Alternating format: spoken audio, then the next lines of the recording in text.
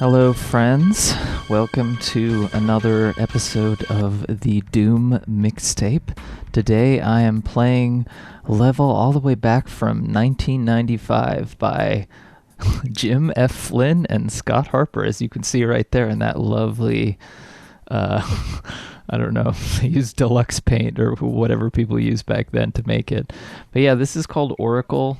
It's more or less a standalone level. And Jim Flynn is quite a famous Doom modder. He has levels in the master levels, probably the most distinctive author of maps in the master levels other than Spheric Fernmo. But Jim Flynn also was part of Team TNT. He made some levels in Doom, Eternal Doom. I almost called it Doom Eternal. Been poisoned forever by that. Yeah, he was one of the people responsible for programming the Boom engine, along with Ty Halderman and Lee Kilo, I want to say his name is. And unfortunately, Jim passed away 2 years ago in 2018 from, I guess he had a stroke. But both Jim and Ty Halderman passed away. Ty Halderman passed away 5 years ago from brain cancer. They were both in their 60s. Jim was 66 and Ty Halderman was 69. So they were in... Jim was in his early to mid 40s while he was making these levels, and Ty was probably in his early 50s, late 40s. And it's just really interesting to me to think of the context that, Doom mappers. So many of the Doom mappers were people like, me when I made Wolfenstein maps, who they were like 14 years, or, like teenagers, just getting their start experimenting, tinkering around with stuff. But then there are also these guys, mostly guys who worked in, who were programmers potentially. I know Jim Flynn apparently worked in Silicon Valley. There's an old bio of his that says software consultant in Silicon Valley specializing in digital signal processing. So that was his specialty. And his WADs are very maze-like, very complex, very advanced for their age, and I think they've been hugely influential. Some people, have issues with some of his level designs being almost too confusing, and obviously, like with any older level design, like the aesthetics maybe don't match up, to the aesthetics of maps these days. But of all the maps of his that he has made, he made a couple from doing the master levels. One which I was going to play called Trapped on Titan, but then I decided to play one of the standalone levels just to make it more interesting. So I played through a bunch of those, and this is the one that I found to be the most enjoyable. I also liked Trouble on Titan, which was released a year later in 1996. But basically, Jim Flynn had stopped doing mapping by the end of 96, and ended up contributing to the Boom engine, which, if you follow Doom modding, you know how important that is. That was the thing that erased a lot of the engine limitations, allowed theoretically infinite, as much as your computer can allow, like line depth sectors, etc., etc. And yeah, it opened the door for Doom Builder, Z-Doom, all that stuff. So, but he is, I think, more so than Ty Halderman. No offense to Ty Halderman, because he also Ty Halderman maintained the Doom mod archive, but Jim Flynn's levels are really interesting and still, I think, hold up today for the most part. So he had a few earlier level sets. He made a bunch of maps in 1994. I imagine, if you're maybe a Silicon Valley programmer who's bored, likes math, likes to mess around and see what you can get away with, I think that's sort of the feel of a lot of his maps, and especially his early ones. He has this early set called going to look it up just so I make sure I get the name right. The Enigma episode, which is a combination of like his 1994 wads, and some people like it. I think it's pretty rough. A lot of good ideas there. I wouldn't say I super enjoyed playing through what I played through, but that's just me. However, I did very much enjoy this map, and this map has kind of all the best elements of a Jim Flynn map. I know it's a collaboration with another mapper named Scott Harper, who I'm less familiar with, but it has this crazy open-ended structure. There's a lot of puzzles and switch hunting kind of. It's very non-linear. You can approach it from different angles. As you've been probably watching me play through this, you realize that the only weapons that I have other than a pistol are chainsaw, fist, berserk pack, and a chain gun, which I just picked up. So I could have gone a different way through the level, but I think this actually made it really fun because I ended up using... because I was ammo limited, and there's other weapons that I could have picked up, but I didn't know exactly which way to go. So this is one of those maps where you could just approach it from a lot of different angles, and those little screen previews, the little screenshots that you saw at the beginning of the map, is a thing that Jim Flynn did in his maps a lot. He did them in some of his Doom Eternal maps too. Those were often supposed to show you where you could get secrets, or what the preview of what the area that you were going to go to looks like. So of course I went to the one at the beginning with the chainsaw because I felt like that was a good weapon to pick up at the beginning for whatever reason. So yeah, but I think you can approach this from multiple angles. I was really kind of scared I would get lost in this map because I did play through it and I did get stuck. And there's one point in this map where I'm not sure if there's another way to progress, but I think it was a little too cryptic. And that is a bigger criticism I have with some of his other maps, particularly, I guess, his Eternal Doom maps. I really struggled with... he has a couple later maps in Eternal Doom. I really struggled to get through those. That's actually kind of where I stopped playing Eternal Doom. And I liked the design of the maps. It was just so confusing. I was just hopelessly stuck. But for someone who's designing so early, I mean, you can tell that this is somebody who has developed a mature style pretty early on, and I'm sure his age, being in his early 40s, really helped that.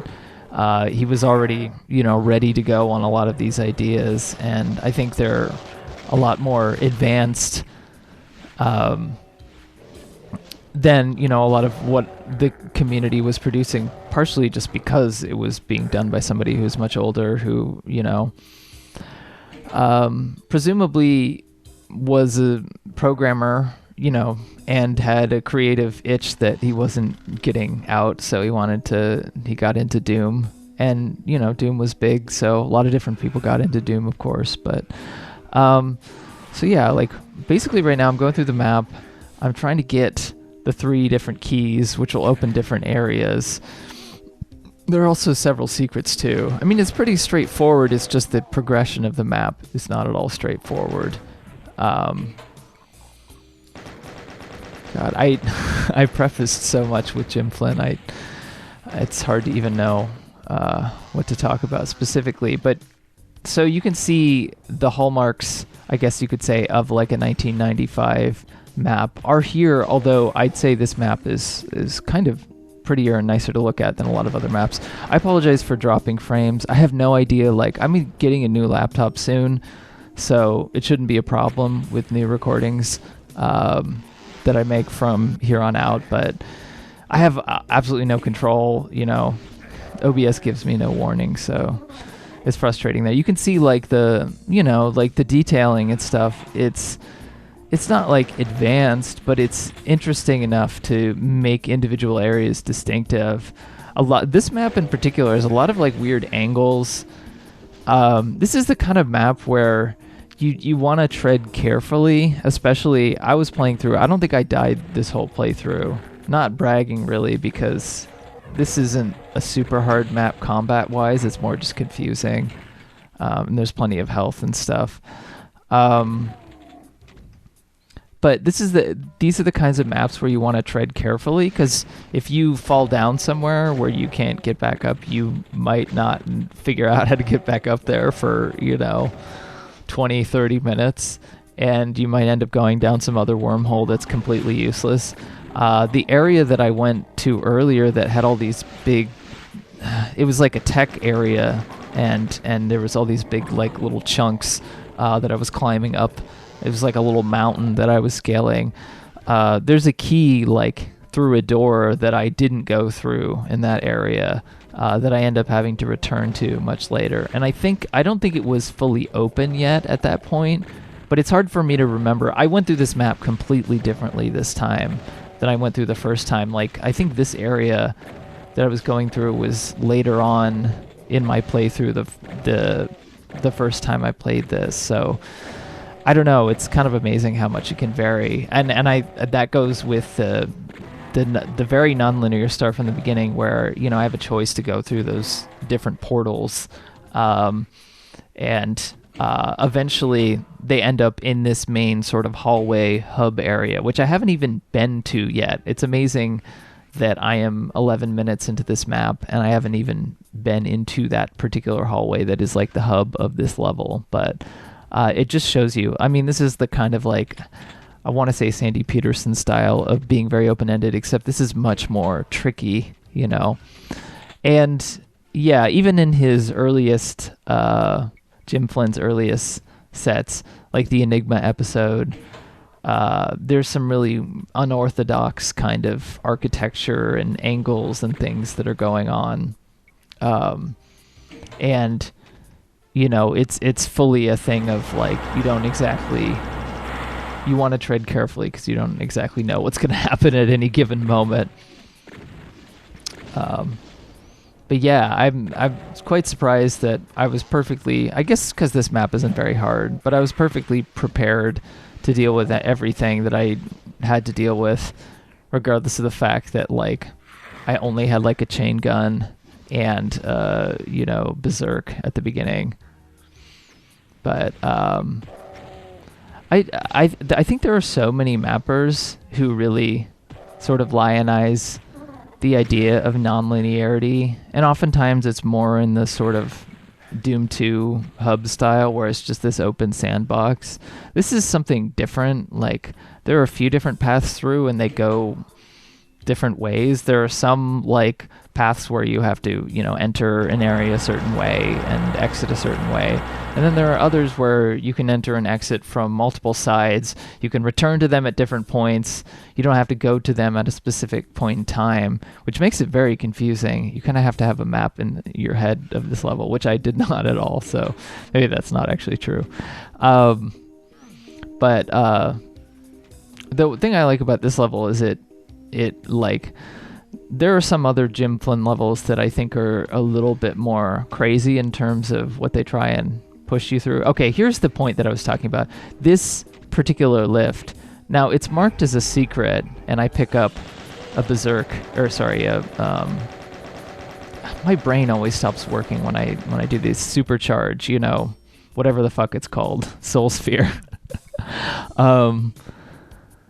And it's possible that that's it. That's all I need to get to the Soul Sphere. I'm going to pick up a Berserk pack here.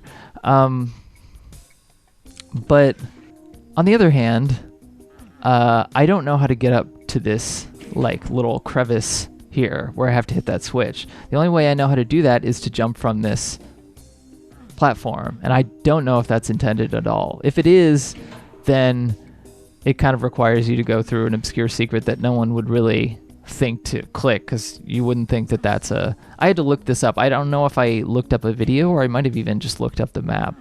So I got through it this way. I mean, I didn't do anything, I didn't use a cheat or anything. So it's possible that there's another way to get through this map, but both times I played it, that was the only thing. That was the point, the one point where I was stuck.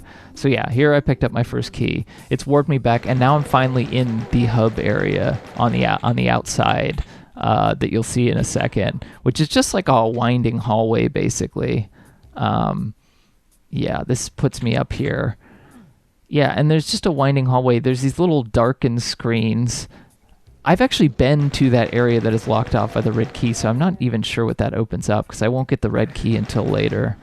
But those screens show where secrets are, like that area that with the lifts and stuff that that it's showing has a computer map in it. I'll go to that later, and it's like a reminder. It's not telling you that this is exactly where that is, but it's telling you that this is an area in the map. So be mindful, which I find very, very clever. There is, a bit of 90s quirky sensibility in some of the design, in that it isn't always 100% clear. Like I said, I think this map is better about it, but it's also so much more personal and unique. I'm just gonna plunk at these guys from this window because, like I said, I don't know. This is the kind of maps where you never know exactly what's going to happen, so I'm not taking any chances. I didn't play through this map before I recorded. The only other time I played through this map was probably like 6 months ago, so I, vaguely remembered some things, but, I didn't remember a lot. So, but I want to say in the thread that was made about Jim Flynn passing away, so many people commented and, responded saying that whenever they were out of ideas for a map, or, they felt like they were just low on inspiration, that they would look on one of his maps and take an idea from that. And it just shows you how many ideas are in these maps, not just this map, his maps in general. So even if some of his maps get into a little bit of cryptic territory, and some of them, aren't as this one's a little bit more polished. Particularly this area, I feel like feels more, it's like something I would play from a couple years later, like in a Memento Mori 2 or something like that.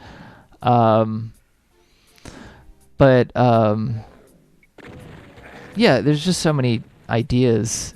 There's so many ideas, and that's what really holds up. And the fact that he has such a developed personal style is what makes it unique and what makes it stand out amongst, the kind of cliche that I have talked about a lot, is those like ZDoom limit removing maps in the mid to late 2000s that were just like, here's a really fancy detailed hallway.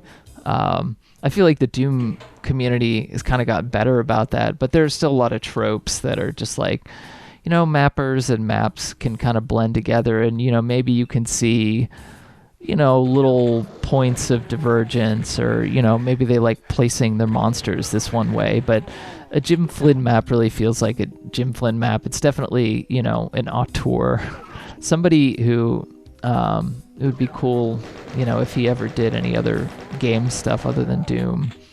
I seem to have read that he perhaps had tried to work on some sort of game. I don't know if somebody said that on the Doom forum, but it was vague, so...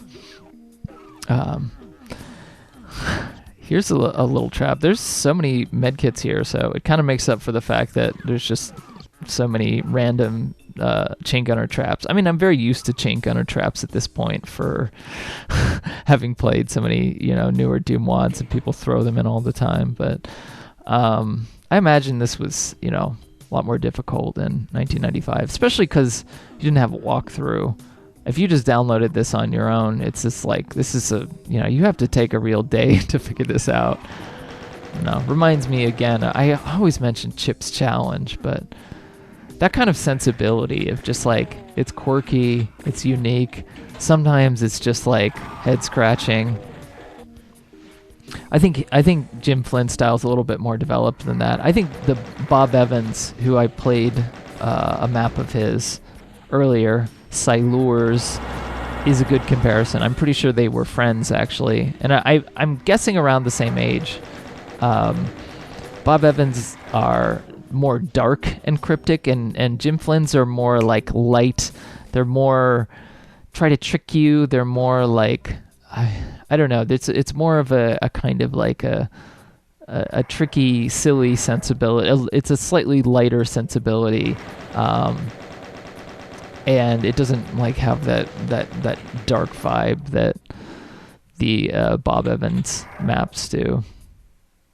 But and that dark and austere and imposing vibe. I was like, I don't know, I just had so much fun playing through this level, not preparing for anything. I didn't die once. I felt like I was moving at a really good pace. The playthrough took a while, but I didn't feel like I got like super lost. I don't know, admittedly I'd played through it once before, but this is exactly the kind of playthrough that I always want when I play Doom Mixtape. I want to play something that feels off the cuff, but I play it particularly pretty well, and I don't get like majorly lost or stuck at a particular point, and don't, move leisurely, but not completely getting just totally stuck. So, and I feel like this map did it. I'm sure it helps that I played through this before, but like I said, the only other time that I gotten stuck was the only place that I gotten stuck was the place that I pointed out. So here there's like some structure. Everything's so abstract, it's hard to describe. I have to climb this structure. I have to hit a series of switches. There are a bunch of little traps, like this one that brings out the specters. There's another one if I walk towards a box of ammo that'll bring out a bunch of chain gunners. A lot of just like little traps in this map and a lot of his maps in general. The Trouble on, Trapped on, Titan, those maps. Yeah. There is a super shotgun and a backpack somewhere in this map, and also a rocket launcher. And I'm sure I could have picked them up earlier, but of course I didn't because, I'm just moving through this very intuitively, very much at the pace of just moving to wherever part of the map strikes my fancy and not worrying too much about it. So it's a little less fun to fight those barons. I wouldn't say like the combat is anything to like super write home about in this map, but I think it's fine. I don't think it's like really bad or anything. Yeah. I don't know, like I said, this is kind of my maybe some people do not like this style of gameplay. They like to know like, okay, I have this area secure. I used to be more like this too, because I think I'm used to playing more linear games. Like, I have this area of the map secure, and now I can move on to the next area. So I've like mentally filed that away, and I've engaged, looked at all the like different points that I could move from here, and then I'm going on what seems to be the main path. And a lot of games, a lot of maps, you can just do that, where it's like, okay, this is almost certainly the main path. I'll go on the side path, and then I'll come back to the main path and clear that out because I want to, make sure I got this one. There's no way of telling what is a main path and a side path in this map. Anything could be important and anything could not be important. And something could be important in a way you didn't expect. Like, maybe it's not required to get the rocket launcher, but it sure as hell makes some things a little bit more pleasurable. So maybe it is actually important to do that. Yeah, there's that little trap that's opened up. That's something that was very hinted. It's like, what are these structures here? Why is that there? Everything that is in the map exists to be exploited, exists to have it twisted around on you in some way. There's a part of this map that I feel like does the best job of that, where it just like, and it works because he doesn't do it, or these two authors, I'm not giving Scott Harper enough credit. I should play through some of his maps. Scott Harper and Jim Flynn just do it at that specific point. And that's what makes it work. I love the Wolfenstein 3D textures. I don't care what anyone says. There's a really funny area that I didn't go to that will be at the ending. But yeah, here's this hallway. This hallway looks suspiciously inconspicuous. It's like, okay, I just need to go to the other side of this hallway. Right now, I'm just looking, seeing if I missed anything. This lift just goes back down. So you can tell that there's some thoughtfulness coming in here, because he's not requiring you to climb back up that whole area again to get to there. That lift has now been active. Okay, this is the area that was hinted at on the screen that I mentioned. So I know now that there's some kind of computer map there. And this is one of those areas where it's like every single section is going to bring me down. So it's just it's like you're in quicksand. I don't know. It's something that is done a lot more. I feel like the goofy lift stuff is done a lot more in, earlier WADs, but it's something that isn't used enough. I'd say the same with crushing ceilings. It's a very gamey thing that, isn't considered elegant by a lot of people, but I think it's really cool. And because it's only used in that particular hallway and it's framed in a very particular way, I think that's what makes it work. There's just a lot of, intelligent stuff being done. I don't know. I just had so much more fun playing this map than I have, not necessarily with other maps on Doom Mixtape, but like on a lot of other maps that I played in general that are, a little bit more polished and new and highly praised and whatever, just because I don't feel that sense of like adventurousness. I don't feel that sense of like really genuinely being surprised. That feeling of surprise is something that is so hard to recapture the more that you've played. That's what's kind of great about a designer like Jim Flynn. So yeah, now this hallway area opened up. I'm not sure what made it open up, but I just kind of went back in there because I didn't know where else to go. So I'm not sure exactly what even opened this up, but this is the hallway that I was in earlier. And now, now things have totally transformed. A lot of that kind of stuff going on. And now I have all these really far away enemies. I basically just have to activate a switch. I'm being really cheap and just sniping them with a shotgun, because this is another, like, I don't necessarily want to take that rad suit because I don't know how much. I don't know if that's the only one that the authors have given me. I don't know if I'm really absolutely need it. I don't know if I fall down, further to these platforms, if I can get back up. I don't know if I fall in this pit if I can get back up. I can, and thankfully, the designers were thoughtful enough to give you a way back up. This isn't one of those like pits of death, although I'm sure there are probably moments of that in some of his maps. I don't know for sure. But also, for being 1995, and this was released, I think, in April 1995. So this is early 95. Doom 2 has been out. How long has Doom 2 been out? Probably like 8 months or something like that at this point.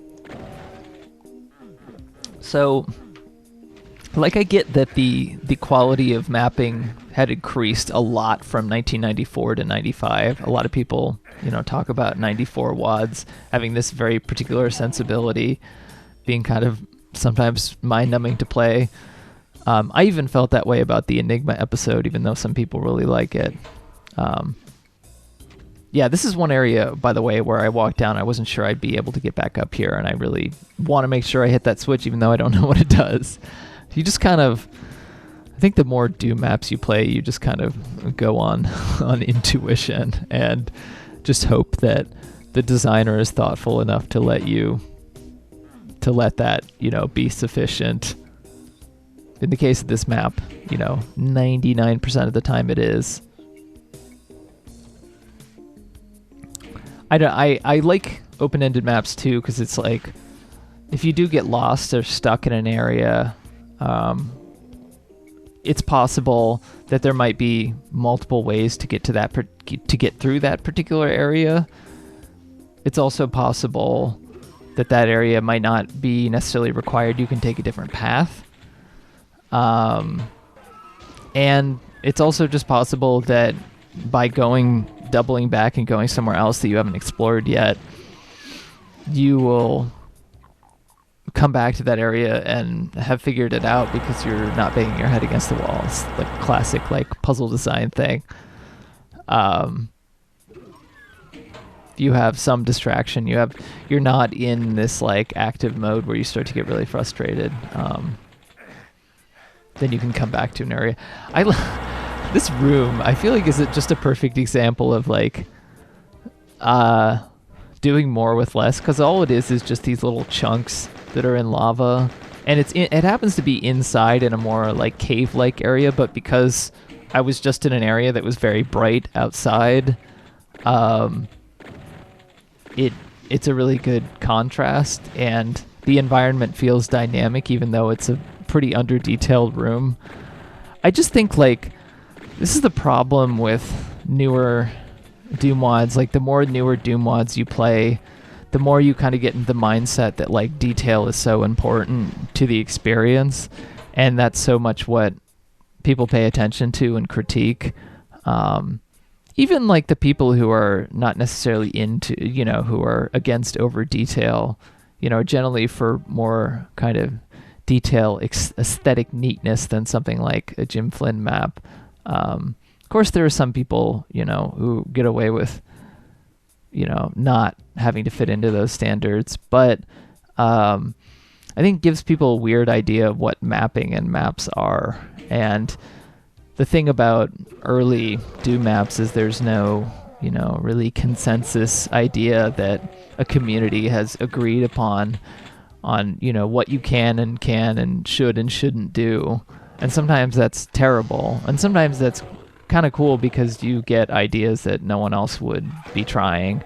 That's what, if nothing else, that I think is a good reason why it's, especially if you're like making Doom maps or whatever, you go back and like check out some of these.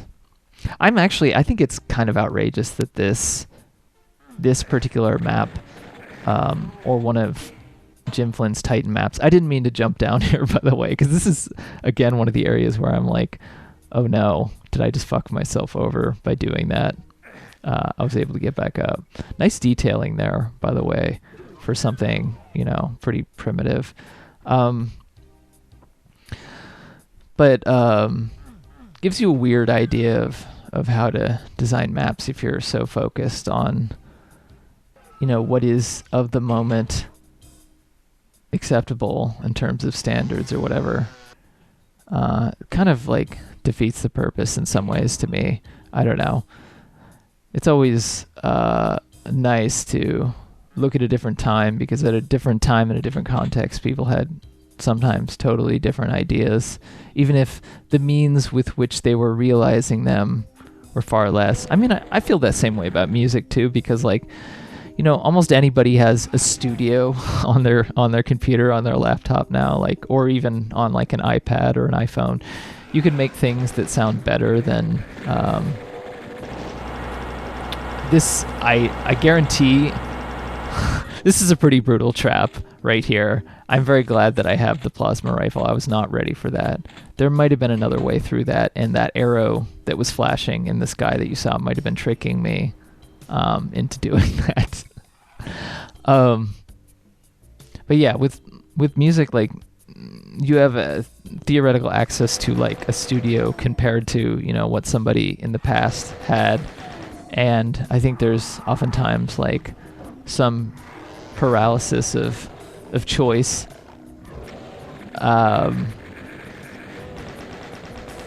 And I think that's why it's like the limitations that you impose are almost more important than ever, because you really, and some people work with platforms that are inherently limited just because it makes it easier. Like people who make chiptune or whatever. People who do Doom mapping, I guess. Yeah, even with Doom mapping, it's like really easy to get paralysis of choice, and at some level you just have to pick a path and go with it. But it's harder to do when there's less of a sense of like continuity, and it kind of becomes so abstracted from the source that you forget that, at a bare bones level, maybe you don't need all this stuff. It's not important. People might yell at you on a forum or something, but it doesn't mean that, I'd much rather play this than a lot of new Doom mods. just because there's just so much more going on. This is so I'm at the end of this particular path. I kind of like this, that it sends you off on a little journey into particular areas, and this is the end point. This is another point where I'm like, I don't want to jump down here because I have no idea what I'm getting into or what I'm missing if I jump down and don't come up and get all that stuff. So the bottom of this area brings me back. There's another view back into the main hallway that I was walking through with all the hints and stuff. Right under the hallway, which I find interesting. The hallway is pretty nondescript. You wouldn't think that all these things would be connecting up to each other. Actually, his map 31 for Eternal Doom kind of has that feeling. It's like, it feels like a house, but then all these weird rooms and things connect to each other in ways that seem to make no sense. It's also very hard to progress through that map, but it's a really interesting idea, I will say that. So I've been desperately wanting to get that super shotgun, and now I think is when I finally realized that I can get it. Yeah,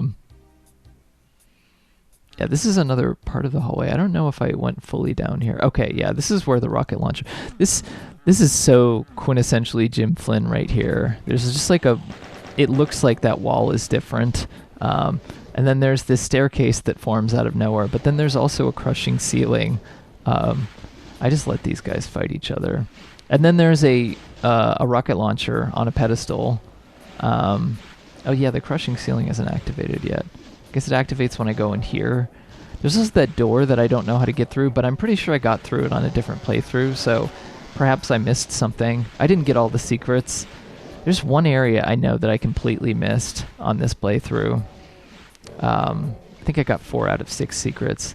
I'm just fucking around with these guys now because that's the kind of fun thing about getting a Berserk pack right at the beginning. It's like, if you can get away with punching guys, sometimes it's just fun to do that. Especially because like fighting Hell Knight or fighting Barons isn't very fun. So if you don't have like rockets or BFG, then it's a little bit less fun. Or a super shotgun. I have none of those things at this point. I'm trying to pick up this rocket launcher. That door doesn't do anything right now. But yeah, a ceiling is going to activate right now. You think this is there to crush you, but it doesn't really go anywhere. It's actually... I think if you can stop the ceiling at specific points, if you move through specific points, you can see this teleported me back to the beginning of the staircase. So it's like, what the fuck did that just do? I'm pretty sure that you have to activate, you have to stop the ceiling at a specific height. Okay, yeah, this looks into a room that is a room that I missed in this playthrough. Not here, but I did miss that secret with the, you can get below that platform and get that blue armor, but it's blocked off right near that area right there. I don't go there, but oh well. With the it seems important because it has yellow columns, but you absolutely don't need to go there. At least I didn't. It's possible that maybe there's a different path through the level. I'm not sure. I mean, in some ways, like 1995 wasn't that long ago, but in other ways, thinking about the kind of tools that are being used. Okay, yeah, now I got teleported onto this. So I finally picked up the rocket launcher. All the boxes of rockets that I walked by earlier, I can finally, pick up. There's more. You can see there's more areas connecting off to that.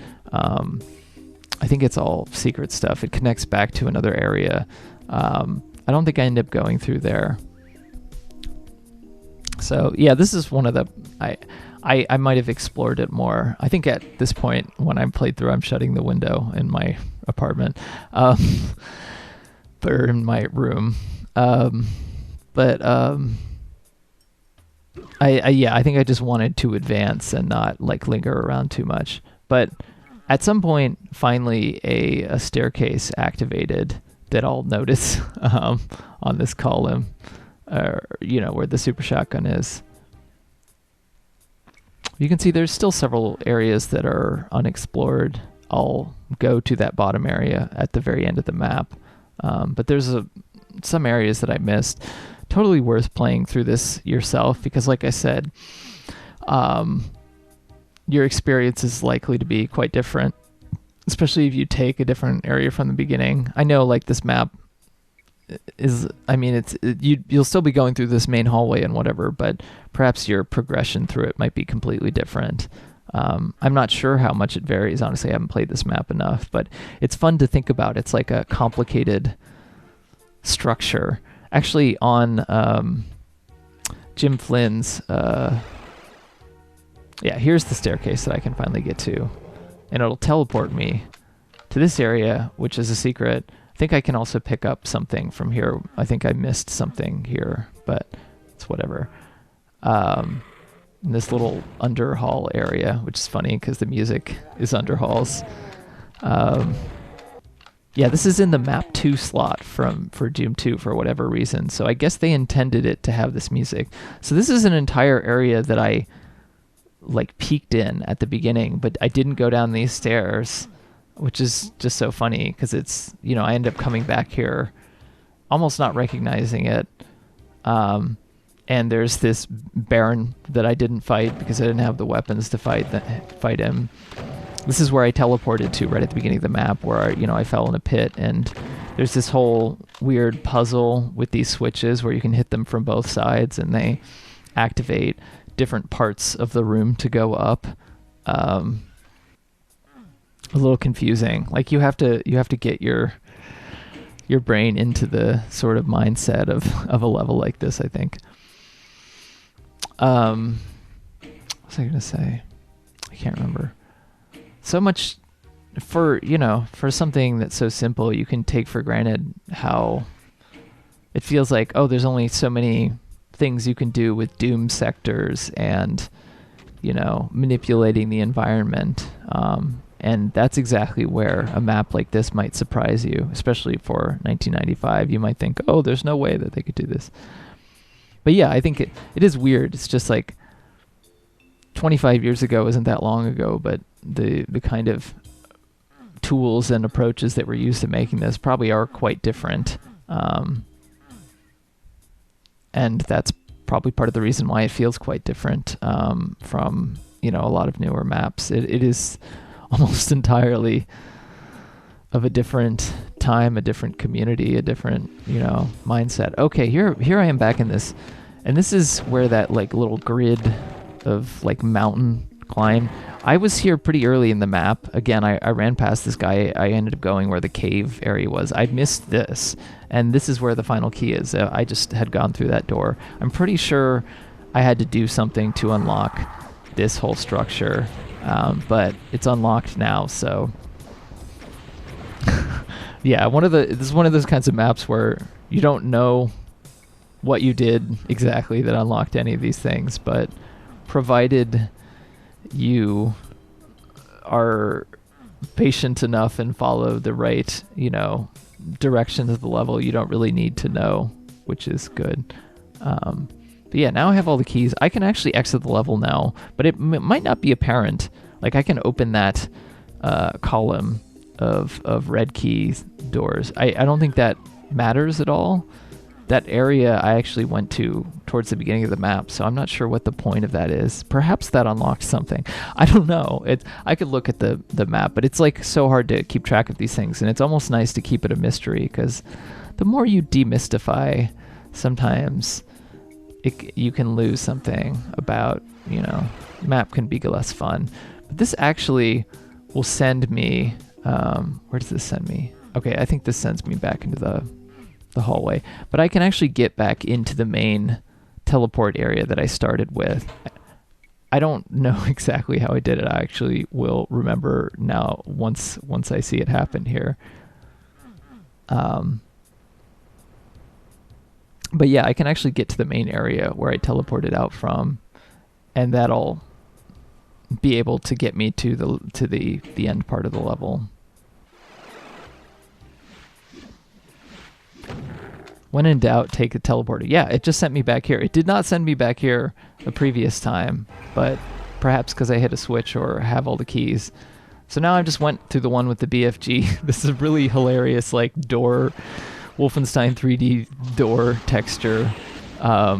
It teleported me back here, but now I'm in this final area all of a sudden where I have a BFG. I'm pretty sure you might actually be able to go to this area earlier, although maybe not, because I think I needed the yellow key here. So even though that whole yellow key passageway that I saw through a window, I don't think I ended up having to use. Or maybe I don't know. It's so confusing. This seems like a completely different part of the map, but I think it's actually connected in some way, if not something that can be reached. But yeah, this is the end part of the map.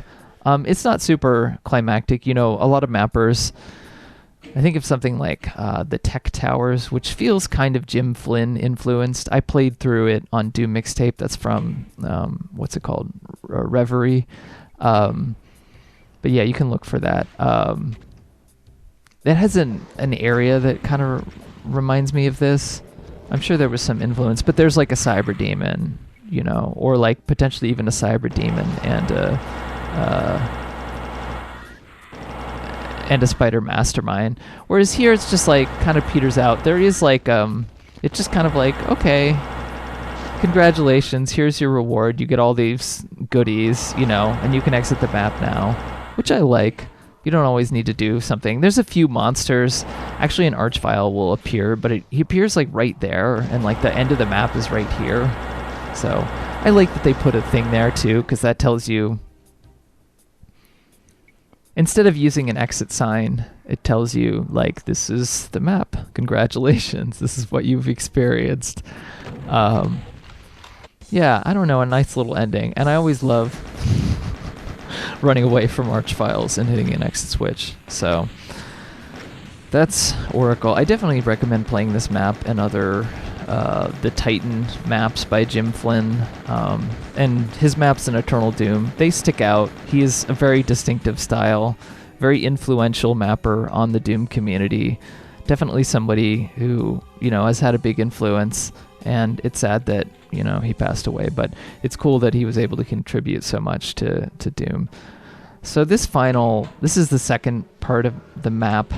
I'm only going to play through a few minutes. I completely forgot that this existed.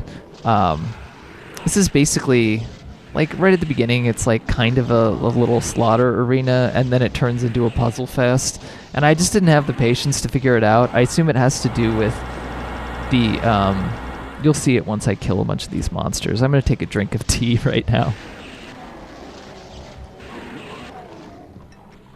I have to say I don't like the way that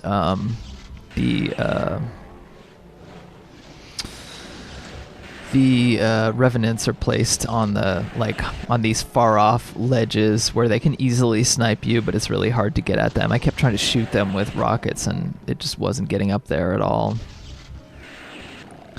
But yeah, okay, so there's this little like slaughter area, whatever, arena, and there's a whole thing with these as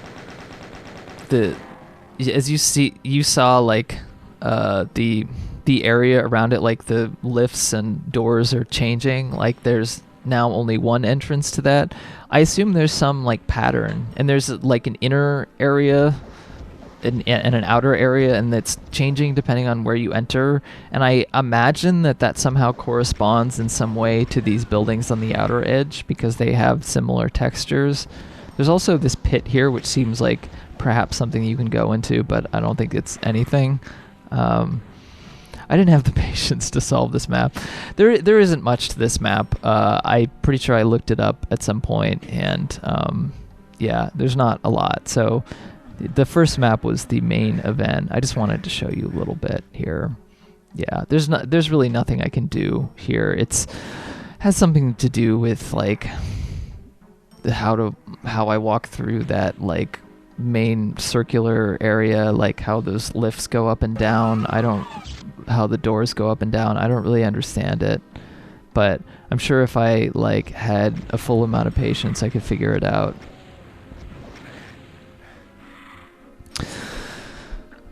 But yeah, so So yeah, I'm probably will try and do one more Doom mixtape video, perhaps for Christmas. I really wanted to try and make a Doom map before the end of the year. I don't know if that's gonna happen, but I have a podcast and other things that I'm trying to do, and you know, it's really just like kind of trying to kill time so this year ends as quickly as possible, and you know, the pandemic is over, because it's just been such a mind-numbing experience for everyone at best, if not a horrifying one. So feel privileged to just talk about Doom videos, but at the same time it's like it's all just distractions right now. Yeah, I'm going to wander around for another minute. Let's see if there's anything else I can say about Jim Flynn. Like I said, I played through Trouble on Titan. That's the one that really stood out to me.